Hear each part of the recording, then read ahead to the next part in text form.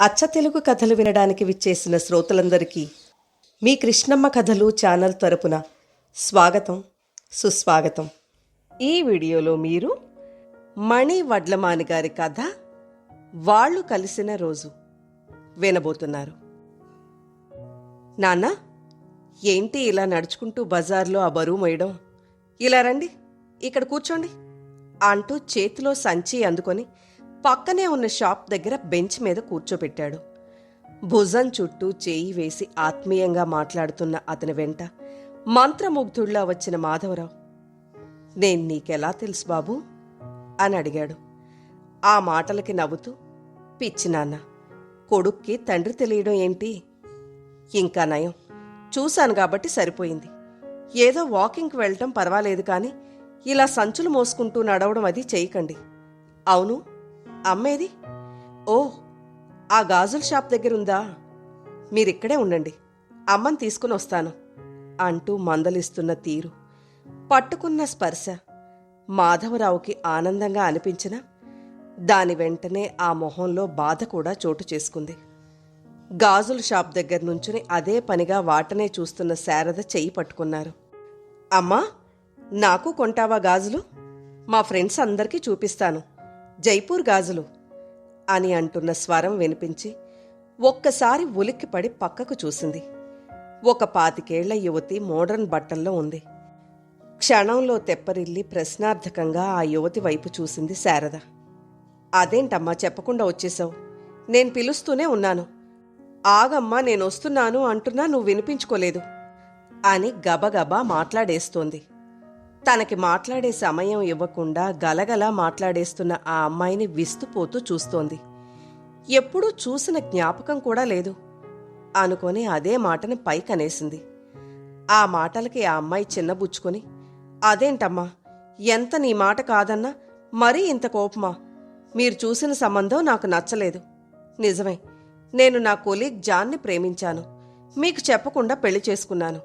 నీకో సంగతి తెలుసా? వాళ్ళెంత మంచివాళ్ళో తెలుసా? జాన్ అయితే మరీను అంటూ, ఏ జాన్ తెలుసు కదా మమ్మీ అంటూ శారదని పొదవు పట్టుకుని అతని దగ్గరగా తీసుకుని వెళుతోంది. చేతిలో ఉన్న బ్యాగ్ కింద పెట్టి ముందుకి వంగి కాళ్లకి నమస్కారం పెట్టాడు. ఇద్దరూ కలిసి ఆమెను నడిపించుకుంటూ వస్తున్నారు. శారద మటుకు ఇంకా విభ్రాంతి నుంచి తేరుకోలేదు.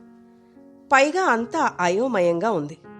కొంచెం ముందుకు నడిచేసరికి అక్కడ బెంచ్ మీద మాధవరావు కూర్చొని ఉన్నాడు. ఆమెను చూస్తూనే, ఇప్పుడు గమ్మత్తు జరిగింది అంటూ చెప్పాడు. అంతా విన్న వెంటనే, అవునండి, ఆశ్చర్యంగానే ఉంది అంటూ తనకు జరిగిన అనుభవం గురించి చెప్పింది. ఇద్దరూ 1-2 సార్లు జరిగిన విషయాలన్నీ ఆనందంగా చెప్పుకుంటున్నారు. అంతేకాదు, 11 ఏళ్ల క్రితం జరిగిన ఆ భయంకరమైన సంఘటన తాలూకు జ్ఞాపకాలు గుర్తుకొచ్చాయి ఇద్దరికీ. కళ్ళు తెరిచేసరికి పక్కనే ఉన్న నర్సు హిందీలో, ఎలా ఉన్నావు అని అడిగింది. బానే ఉన్నాను. అసలేమైంది? నేను హాస్పిటల్కి ఎలా వచ్చాను అని చుట్టూ చూస్తూ అడిగాడు మాధవరావు. ఏ పక్కకి చూసినా నర్సులు, డాక్టర్స్ హడావుడిగా పరిగెడుతున్నారు. మాటలు, ఏడుపులు కలగా పులగంగా వినపడుతున్నాయి. కంగారు పడకు, నెమ్మదిగా లేచి కూర్చో అంది. కుడికాలు పిక్కకి కట్టుకట్టి ఉంది. ఒక చెంప మీద, నుదుటి మీద కూడా బ్యాండేజీలు వేసి ఉన్నాయి. అయ్యో, నా పిల్లలు, భార్య ఏరి? కంగారుగా అడిగాడు. ఇంతలో డాక్టర్ వచ్చాడు. అతనితో పాటు ఓ లిస్టు తీసుకొని కొంతమంది పోలీసులు కూడా వచ్చారు. వాళ్లు పేర్లు చదువుతున్నప్పుడు ఇతని భార్య పేరు వచ్చింది. పిల్లల పేర్లు రాలేదు.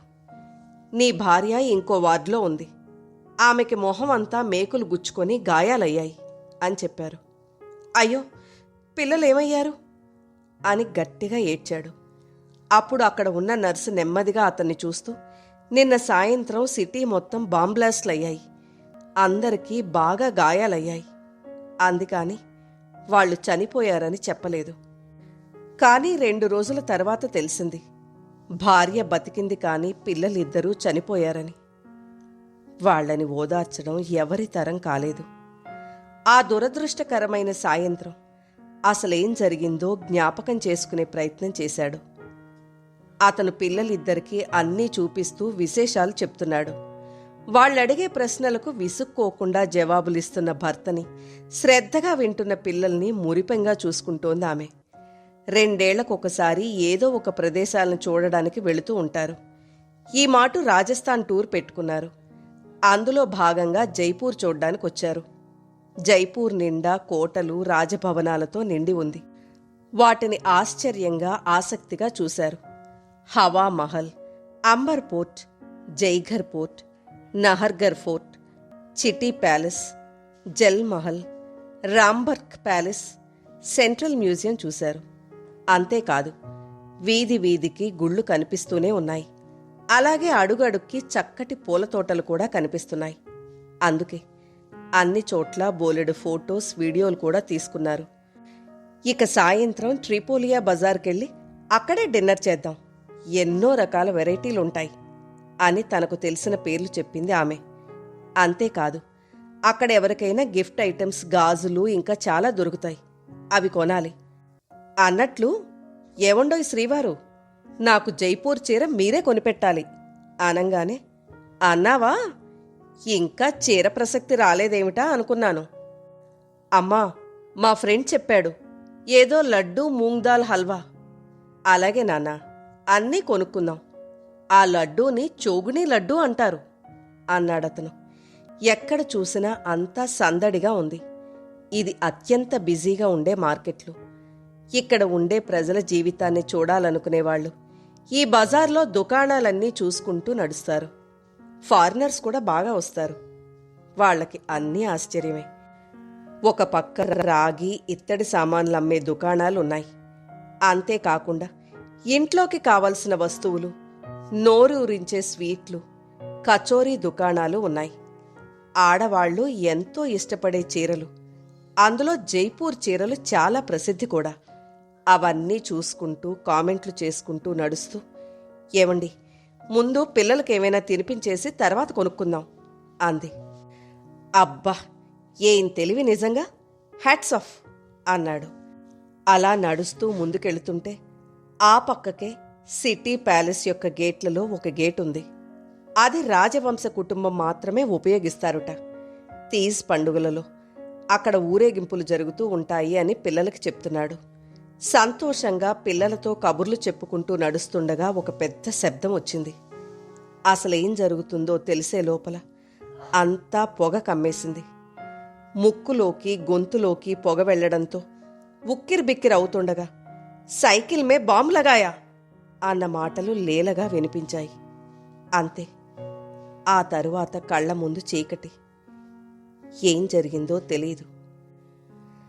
ఉదయాన్నే ఢిల్లీ నుంచి జైపూర్ బయలుదేరిన లగ్జరీ టూర్ బస్సు. అందులో దాదాపుగా చిన్న పెద్ద కలిపి 20 మంది దాకా ఉన్నారు. అన్నీ చూసుకొని చివర్లో షాపింగ్ కోసం ట్రిపోలియా బజార్ దగ్గర దింపి గంట టైం ఇచ్చి అందరూ తొందరగా వచ్చేయాలని చెప్పాడు టూర్ ఆపరేటర్. అరగంట నుంచి షాపింగ్ చేసినా తనివి తీరడం లేదు ఆడవారికి. మగవాళ్లేమో మాటి మాటికి వాచ్ చూసుకుంటున్నారు. ఒకచోటే పనిచేసే రియాజ్, మురళి జైపూర్ చూడ్డానికి ఫ్యామిలీస్తో వచ్చారు. అన్నీ చూపించేసి షాపింగ్కి టైం ఇచ్చి కొంత సమయం ఇస్తారు. ఇప్పుడు ఆ హడావుల్లో ఉన్నారు వాళ్ళు. ఆ రోజున తారిక్కు కాస్త ఒంట్లో బావులేదు. అందుకే అతను బస్సు దగ్గరే ఉండిపోయాడు. మురళి, జ్యోతి, రియాజ్, పర్వీన్, పిల్లలు వర్ష, సునీల్, షాహీన్ అందరూ ఆ బజార్లో షాపింగ్ చేస్తున్నారు. ఇంతలో వర్షకి అర్జెంటుగా టాయిలెట్కొచ్చి కాస్త దూరంలో ఉన్న టాయిలెట్స్లోకి వెళ్ళింది. అంతే, ఒక్కసారిగా పెద్ద శబ్దం వినిపించింది. ఆ తరువాత పొగ. కళ్ల ముందు చిమ్మ చీకటి కమ్మేసింది. కొంతసేపటికి ఆ ప్రదేశమంతా ఆర్తనాదాలతో దద్దరిల్లింది. రక్తం అయితే ఏరులా పారుతోంది. చాలామందికి తీవ్ర గాయాలయ్యాయి. కొంతమంది శరీర భాగాలు తెగిపడ్డాయి. భీభత్సంగా ఉంది. పిల్లలను కోల్పోయిన తల్లిదండ్రులు, తల్లిదండ్రులను కోల్పోయిన పిల్లలు, భర్త పోయి ఒకరు, భార్య శరీరం ఎక్కడుందో తెలియని ఓ భర్త. ఇలా అక్కడ తమ వాళ్ల కోసం వెతుక్కుంటూ తిరుగుతున్నారు. అన్ని షాపుల్లో వస్తువులు చెల్లాచెదురుగా పడిపోయాయి. కొంతసేపటికి అంబులెన్స్లొచ్చాయి. దగ్గరగా ఉన్న హాస్పిటల్కి తీసుకుని వెళ్తున్నారు. చిన్న పిల్లలని, దెబ్బలు తగిలిన వాళ్ళని ఆత్మీయంగా దగ్గరకు తీసుకుని పలకరిస్తూ పోలీసు వాళ్ళు, ఇంకా కొంతమంది అక్కడ ఉన్న స్వచ్ఛంద సంస్థల వాళ్ళు, స్థానికులు కూడా సహాయం చేస్తున్నారు. వార్తలలో తెలిసిన విషయం జైపూర్లో బాంబు పేలుళ్లు చోటు చేసుకున్నాయని, దాదాపుగా 80 మంది చనిపోయారని, చాలామంది గాయపడ్డారని తెలుసుకున్నారు. అది ఉగ్రవాద చర్య అని తెలిసి దేశమంతా అట్టుడికిపోయింది. ప్రపంచ దేశాలు ఈ భయంకరమైన చర్యను ఖండించాయి. దాదాపు అందరి నోట్లోనూ ఈ ఘటన గురించే మాటలు. 16 ఏళ్ల అబ్బాయి హాస్పిటల్ అంతా కలిదిరుగుతున్నాడు. వాళ్లు వచ్చిన బస్సు వివరాలు చెబుతూ వాళ్ల అమ్మ, నాన్న, చెల్లి గురించి అందరినీ అడుగుతున్నాడు. అక్కడ సమాధానం ఇచ్చేవాళ్లే కనిపించడం లేదు. ఎక్కడ చూసినా వాళ్లు కనిపించడం లేదని ఏడుస్తూ ఆదుర్దాగా అటూ ఇటూ తిరుగుతున్న జనం. పోలీసులకు కూడా ఇంకా లెక్క తెలియడం లేదు. ఇంతలో హాస్పిటల్ ఆవరణలో ఉన్న ఒక అమ్మాయి కూర్చొని ఏడుస్తోంది. అరే, వర్ష కదా అనుకుంటూ దగ్గరగా వెళ్ళాడు. అతన్ని చూడగానే, భయ్యా, అమ్మా, నాన్న, అన్నయ్య కనిపించటం లేదు అని చుట్టేసుకుని ఏడుస్తోంది. 2 రోజులు గడిచాయి. 3వ నాటికి ఇన్ఫర్మేషన్ తెలిసింది. తమతో పాటు బస్సులో వచ్చిన వాళ్ళందరూ చనిపోయారు. వాళ్ళిద్దరి దుఃఖానికి అంతే లేదు. అప్పటికే విషయం తెలుసుకున్న తారిక్ తాతగారు, మేజర్ ఖుర్షీద్ వెంటనే వచ్చేశారు. ఎన్నో యుద్ధాలను చూసిన ఆయన కూడా ఆ భయంకర సంఘటనను తట్టుకోలేకపోయారు. ఒకేసారి కొడుకు, కోడలు పోవడం పెద్ద విషాదం. ఆ రోజు జరిగిన సంఘటనలో తల్లిదండ్రులతో పాటు అన్నయ్య సునీల్ కూడా చనిపోయినప్పటినుంచి భయంతో, బెంగతో అతన్ని వర్ష, తారిక్ వదల్లేదు. పైగా వాళ్ళకి ఎక్కువ మంది బంధువులు కూడా లేరు. అందుకే మేజర్ ఖుర్షీద్ ఒక నిర్ణయం తీసుకున్నారు. తమతో పాటు వర్షని కూడా తమ ఇంటికి తీసుకుని వెళ్లారు. అలా ఏ బంధుత్వం లేకపోయినా, మతపరమైన ఆచార వ్యవహారాల్లో అంతరాలు ఉన్నప్పటికీ వాళ్లు చూపించే ప్రేమ, అభిమానాలకి అవేవీ అడ్డు రాలేదు సరికదా. ఆ ఇంటితో విడదీయరాని అనుబంధం ఏర్పడిపోయింది వర్షకు. పాపం, మేజర్ ఖుర్షీద్ ఈ వయసులో తన దుఃఖాన్ని దిగమింగి మనవడు తారిక్తో పాటు వర్షని కూడా జాగ్రత్తగా చూసుకోసాగారు. గడచిన ఈ 11 ఏళ్లలో తారిక్ తాతగారి సంరక్షణలో ఇద్దరూ బాగా చదువుకొన్నారు. వర్ష తరపు వాళ్ళు ఎవరూ కూడా ఆ అమ్మాయి బాధ్యత తీసుకోలేదు. తల్లి, తండ్రి కులాంతర వివాహం చేసుకోవడమే అందుకు కారణమైంది. హాస్టల్లో ఉంటూ సెలవులివ్వగానే ఇంటికి పరిగెత్తుకుంటూ వచ్చేసేది వర్ష. కాలం ఏ గాయాన్నైనా మాన్పుతుందంటారు. కాని అది నిజంగా సాధ్యపడేదేనా? కన్నవారిని మర్చిపోవడం జరుగుతుందా? ఎన్నటికీ జరగదు. కాకపోతే బాధ తాలూకు తీవ్రత తగ్గుతుందేమో. అదే వర్తించింది తారిక్ విషయంలో. ఇంజనీరింగ్ ఫస్ట్ క్లాస్లో పాస్ అయ్యి కొన్నాళ్లు జాబ్ చేసి ఇప్పుడు సివిల్స్ రాశాడు. రిజల్ట్స్ కోసం చూస్తున్నాడు. ఐపీఎస్ అవ్వాలని కోరికగా ఉంది. వర్ష మెడిసిన్ చేసి పీజీ పీడియాట్రిక్స్లో చేస్తోంది. తన క్లాస్మేటే అయిన జాన్ని ప్రేమించి పెళ్లి చేసుకుంది. ఇద్దరూ కలిసి ముందు ముందు ఒక హాస్పిటల్ పెట్టాలని కోరిక. అనుకోకుండా ఒకరోజు నిద్రలోనే హార్ట్అటాక్ వచ్చి ఖుర్షీద్ చనిపోయారు. ఉన్న ఒక్క పెద్ద దిక్కు పోవడంతో మళ్లీ మొదటికొచ్చింది పరిస్థితి. ఆయన లేని లోటు కొట్టొచ్చినట్టు కనిపిస్తోంది ఇద్దరికీ. వర్ష చాలా దిగాలు పడిపోయింది. ఇన్నాళ్లు తమ వెన్నంటే ఉండిన తాత లేకపోవడం చాలా పెద్ద లోటు. ఇంచుమించుగా అదే పరిస్థితి తారిక్ది కూడా. ఆ సమయంలో జాన్ చొరవ తీసుకుని ఇద్దరినీ ఓదార్చేవాడు. ప్రతి ఏడాదిలానే వర్ష, తారిక్ జైపూర్ వచ్చారు. అయితే ఈ మాట ఖుర్షీద్ గారు లేరు. వాళ్లతో పాటుగా జాన్ వచ్చాడు. 11 ఏళ్లుగా మాధవరావు, శారద వస్తూనే ఉన్నారు. ఏదైనా అద్భుతం జరిగి తమ వాళ్లు కనిపిస్తారనే ఓ ఆశ. నిజానికి అది జరగదని తెలుసు. మనుషుల మధ్య బంధం ఏర్పడడానికి ఓ చిన్న కారణం చాలు. ఇప్పుడు అదే జరిగింది మాధవరావు, శారద విషయంలో. బజార్లో నడుచుకుంటూ దగ్గరలో ఉన్న హనుమాన్ గుడి వరకు వెళుతూ ఉండగా వెనకాల ఎవరో ఇద్దరు భార్యాభర్తలు, అమ్మా నాన్న ఉంటే ఇలానే ఉండేవారు అనుకుంది వర్ష. మాధవరావు శారద తమ ముందు నడుస్తున్న తారిక్ వర్షలను చూస్తూ, ఈ అబ్బాయిని చూస్తే అచ్చు మన కార్తీక్ ఉంటే ఈ పాటికి ఇలాగే ఉండేవాడు అనిపిస్తోంది కదా అంది శారద. అవును, ఆ అమ్మాయిని చూస్తూ ఉంటే అచ్చు ప్రశాంతి పెద్దదై ఉంటే ఇలాగే ఉండేదేమో. ఆ హడావుడి అది చూస్తుంటే కళ్ల ముందు నిలుచున్నట్లుగా ఉంది. ఏదో ఊళ్ళు చూద్దామన్న ఆశతో పిల్లల్ని తీసుకొచ్చి ఇక్కడ చంపుకున్నాం. మన కడుపులో చిచ్చు పెట్టిన వాళ్లకి శిక్ష పడిందో లేదో తెలియదు, కానీ నా ఉసురు పోసుకుంటారు. ఇలా అమాయకపు ప్రజల్ని చంపితే ఏం వస్తుందని వాళ్లకు అని ఆవేశం దుఃఖంతో నోట మాట రావడం లేదు శారదకి. ఇవన్నీ కాస్త ఎడంగా వాళ్ల పక్కనే నడుస్తున్న తారిక్ వర్షలకి వినిపించాయి. వాళ్ల వైపే చూసుకుంటూ నడుస్తున్నారు. అక్కడున్న స్వీట్ షాపులోకి వెళ్లి హల్వా తీసుకుంటుంటే ఆ షాప్ ఓనర్ అన్నాడు. అతన్ని గుర్తుపట్టి, భాయ్సాబ్, వాళ్ల పిల్లలు కూడా ఆ రోజు బ్లాస్ట్లో చనిపోయారని చెప్పాడు. వాళ్ళు మీలాగే ప్రతి ఏడాది వస్తారుట. ఏదైనా పెద్ద అద్భుతం జరిగి తమ పిల్లలు కనిపిస్తారేమో అని ఆశతోనే వస్తాము అని వాళ్ళిద్దరూ చెప్పినప్పుడు చాలా బాధ వేసింది. నేను కూడా ఆ దేవుణ్ణి కోరుకున్నాను, వాళ్ళు దొరకాలని. నిజానికి అది అసంభవం అని తెలుసు అన్నాడు. అతనికి డబ్బులు ఇచ్చేసి ప్యాకెట్ తీసుకుని వస్తున్న తారిక్ మనసులోనే, అయ్యో ఎంత పని జరిగింది, మరి ఇన్నేళ్ళు నేనెందుకు గమనించలేదు, పోనీలే ఇప్పటికైనా తెలిసింది వాళ్ళ గురించి అనుకున్నాడు. అప్పటినుంచి తారిక్ మనసులో ఒక ఆలోచన రూపుదిద్దుకుంది. అది వెంటనే వర్షకి జాన్కి కూడా చెప్పాడు. ముగ్గురూ సరే అంటే సరే అనుకున్నారు. వాళ్ళిద్దరినీ విడివిడిగా కలిసి తీసుకొచ్చి అక్కడ కూర్చోపెట్టారు తారిక్, వర్ష. నిజంగా వాళ్ళ పిల్లలైతే ఎలా మాట్లాడతారో అలాగే వాళ్లని చనువుగా పలకరించి మాట్లాడారు. అనుకున్నట్లుగానే వాళ్ల కళ్లలో ఆనందం కనిపించింది. వాళ్ల అన్వేషణకి ఒక ముగింపు దొరికింది. పోగొట్టుకున్న తమ పిల్లలు 11 ఏళ్ల తర్వాత దొరికినట్లుగా సంబరపడుతున్నారు. అంతేకాదు, వాళ్ల కులమతాలతో పని లేకుండా తమ సొంత పిల్లలే తిరిగి దొరికినంత అపురూపంగా చూసుకున్నారు. ఈ వయసులో వాళ్లకు కావాల్సింది పిల్లల ప్రేమ, అనురాగం కదా. మనం వాళ్లకు అందిద్దాం. మనకి అమ్మా నాన్న ఉన్నారు అనే సంతోషం కూడా ఉంటుంది. పైగా ఏ లోకాలలో ఉన్నా తాతగారు మనం చేసిన పనికి ఆనందపడతారు అనుకున్నారు తారిక్, వర్ష. ఇప్పుడు వాళ్ళిద్దరూ జీవించే విధానం సంతృప్తికరమైన జీవనం.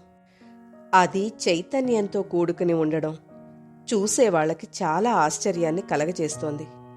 నిజానికి ఆ ఊర్లో వాళ్లకి శారదా మాధవరావుల విషాద కథ తెలుసు. గత 11 ఏళ్ల నుంచి వాళ్లు పడుతున్న బాధ, ఆ దుఃఖం, వేదన వర్ణనాతీతం. అంత బాధలోనూ కూడా ఎంతోమంది అనాథ పిల్లలకి సాయం చేశారు. కాకపోతే ఎవరినైనా పెంచుకుందామనే ఆలోచన మటుకు దగ్గరికి రానీయలేదు. అందుకు కారణం ఉంది. అనుబంధం పెంచుకున్నాక అది ఏ రూపంలోనైనా తెగిపోతే తట్టుకునే శక్తి లేదిద్దరికీ. అందుకే జీవితంలో ఆ ప్రసక్తే లేకుండా చేసుకున్నారు. అయితే భగవంతుడు వాళ్లకి మరో రూపంలో పిల్లల్నిచ్చాడు. నిజానికి ఆ పిల్లలే వీళ్ళని అమ్మా నాన్నలుగా స్వీకరించారు. దాన్ని అందరూ ఆమోదించారు, హర్షించారు. ఈ జరిగిందంతా కూడా మీడియా వాళ్లకి, పేపర్ల వాళ్లకి తెలియడం, సోషల్ మీడియాలో కూడా వైరల్ కావడం జరిగింది. దేశం నలుమూలల నుంచి అభినందనలు వెల్లువలా వస్తున్నాయి. పట్టలేని ఆనందంతో ఉక్కిరిబిక్కిరయ్యారు శారదా, మాధవరావులు. అది వీకెండ్ కావడంతో మాధవరావు, శారద ఎవరి సెల్ ఫోన్స్ వాళ్ల దగ్గర పెట్టుకునే ఉన్నారు. పిల్లల దగ్గర నుంచి కాల్స్ వస్తాయని ప్రతి వారం ఎదురు చూస్తున్నట్లే ఈ వారం కూడా చూస్తున్నారు. అయితే ఈ మాటు వాళ్లు చేసే ఫోన్ ఎప్పుడూ చేసేది లాంటిది కాదు. కొంత ప్రత్యేకత ఉంది. తారిక్ ఏదో సర్ప్రైజ్ ఇస్తానని చెప్పాడు. అంతేకాదు, వాళ్లందరూ ఎప్పుడు వస్తున్నారని తెలిపే సంతోషకరమైన విషయం కూడా ఉంది. అందుకే ఫోన్ రింగ్ కోసం చెవులు రిక్కించి ఆత్రంగా ఎదురు చూస్తున్నారు. మణి వడ్లమాని గారు మద్రాసులో జన్మించారు. వీరి బాల్యం కూడా కొంతకాలం అక్కడే గడిచింది.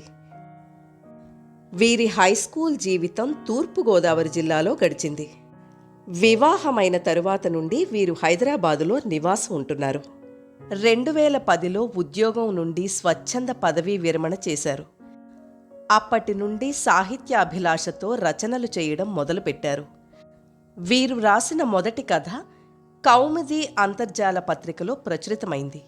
నవ్య, ఆంధ్రభూమి, స్వాతి, తెలుగు వెలుగు, విపుల, రచన, జాగృతి, ఉషా పత్రిక, సాహో వంటి వార మాసపత్రికల్లోనూ, ఆంధ్రప్రభ, సాక్షి, నమస్తే తెలంగాణ, మన తెలంగాణ వంటి దినపత్రికల్లోనూ, విశాలాంధ్ర వారి దీపావళి సంచికలోనూ, అంతర్జాల పత్రికలైన కౌముది, మధురవాణి, సంచిక, రస్తా, సహరి, నిత్య కథ మంజరి, రవళిలో కూడా కథలు ప్రచురింపబడ్డాయి.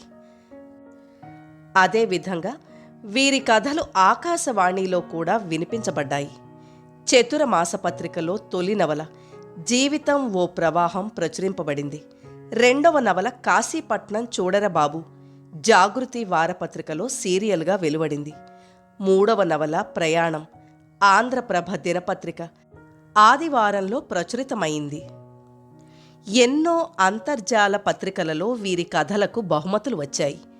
త్వరగా ఫౌండేషన్ వారు నిర్వహించిన కథల పోటీలో ఉత్తమ బహుమతి, విశాఖ సంస్కృతి వారు నిర్వహించిన కథల పోటీలో ఉత్తమ బహుమతి, విశాలాక్షి మాసపత్రిక నిర్వహించిన కథల పోటీలో మొదటి బహుమతి, ఇలా ఎన్నెన్నో బహుమతులను గెలుచుకున్నారు.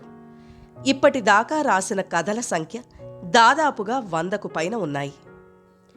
వీరి కథలు వాత్సల్య గోదావరి, కాశీపట్నం చూడరబాబు, మనం, గెలుపు గాయాలు పేర్లతో కథా సంపుటిగా వెలువడ్డాయి. కథ నచ్చితే లైక్ చేయండి.